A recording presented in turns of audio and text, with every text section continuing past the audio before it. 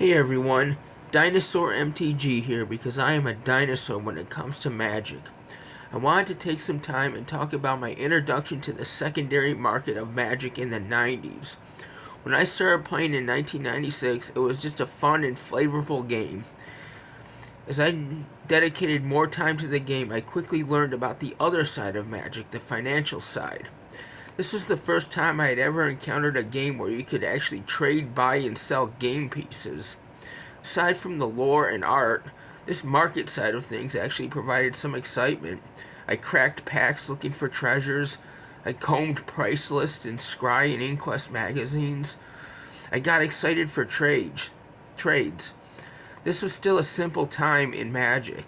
It wasn't like today where it's basically a stock market and there's a whole crowd of people that don't even play, just flip special cards in boxes. Back in the 90s, the game was still focused on a treasure hunt aspect, where you cracked packs and traded and bought singles from your LGS, and traded with your friends. Buying and selling on eBay was still a thing, but even that was in its infancy back then. My first experience with the singles market was buying from my LGS and from the friend that got me into Magic. Later on, another friend of mine who I discovered also played Magic. His dad sold singles on eBay. His dad was a collector more than a player. He would buy booster boxes and just keep them in his basement, and they would open a pack a day, and they would just sell extras from his collection on eBay. He helped me get into the singles market by letting me sell my cards through him.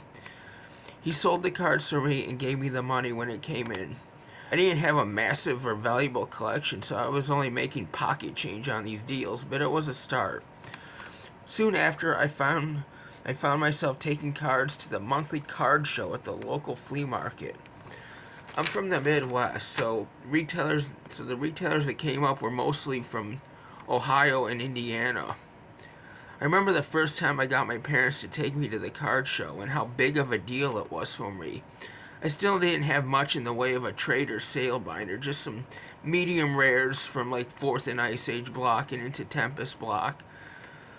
The vendor, after meeting my mom and I, seeing that I was just a high school kid, just trying to get some extra change for my meager collection, he was actually just trying to be nice to me. He didn't really need the cards, but he said, "Well, I can refill some stuff," and offered me like $50 for the whole binder. But even to my high school self, who was making minimum wage at the grocery store, it seemed not worth it, so I passed. Trading was still the Wild West back then, and even back then people had fakes.